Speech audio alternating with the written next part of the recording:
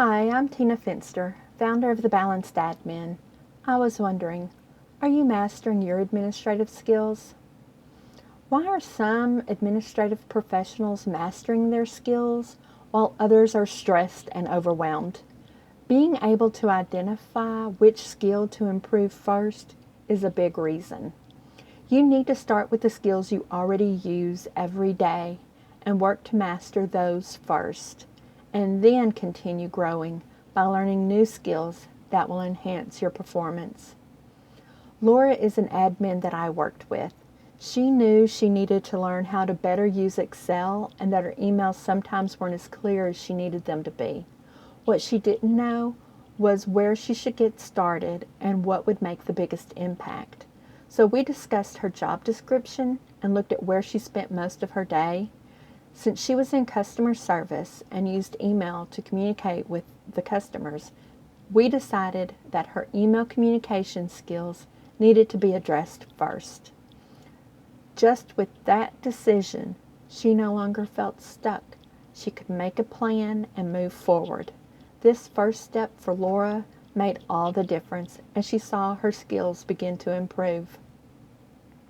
From this experience, I decided that a simple skill enhancement self-evaluation would have helped Laura figure this out on her own. So I created one that you can download. If you don't already have a copy, pause the video and find the link in the comments, or go to thebalancedadmin.com and click on the button at the bottom of the welcome page. Once you have the documents, come back and finish watching. This method helped Laura, and now this form will help you begin mastering your administrative skills. It's only 2 pages and will look like this.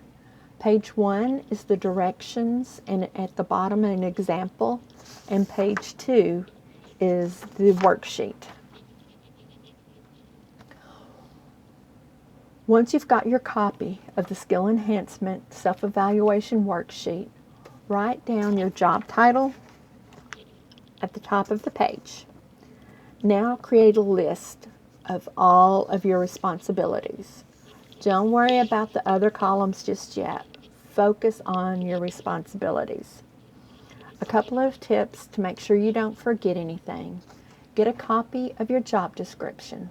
If you don't have one, use what documentation you do have that explains what work you should be doing, like a procedures or a policy book.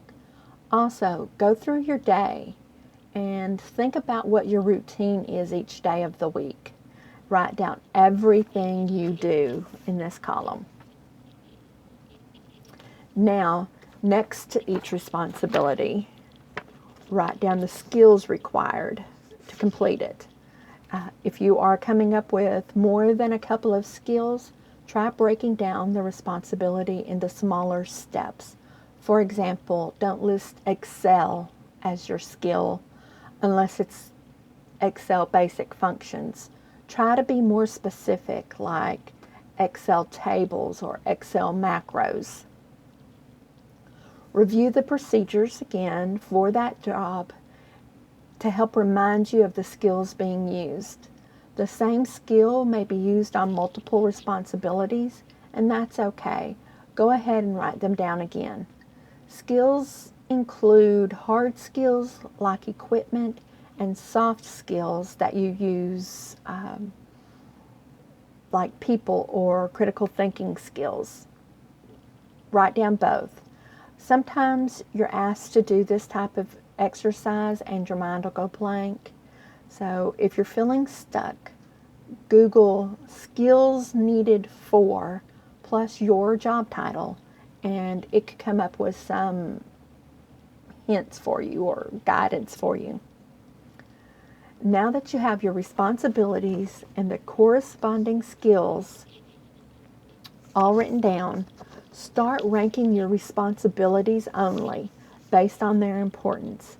Give it a score of 1 to 10, with 10 being the most important. You can rank it based on the importance to you, to your supervisor, to your team, to the company. Think about why your position exists. This will guide you in determining what's important to you and to your company. Now you need to rate your proficiency on each skill that you listed. Rate your skill level from 1 to 10, with 10 being proficient. Since this is your self-evaluation, you get to determine where you fall on this level. If you're really struggling to do this, ask a friend, a coworker. If you're really brave, ask your manager. Just remember, the more honest you are with yourself in this section, the bigger impact this evaluation will have. Now, are you ready for the fun part? It's math. We're going to calculate your score. So subtract the skill ranking from the job responsibility score, making any negative scores a 0. So in our example, data entry, ranked at 9, the skill is Excel with a ranking of 4, so 9 minus 4 is 5, and 9 minus 10 on typing is a -1 or 0. So for each responsibility, subtract the skill and get your score. The skill with the highest scores are the skills you need to focus on first. Circle those so they're easier to go back to later.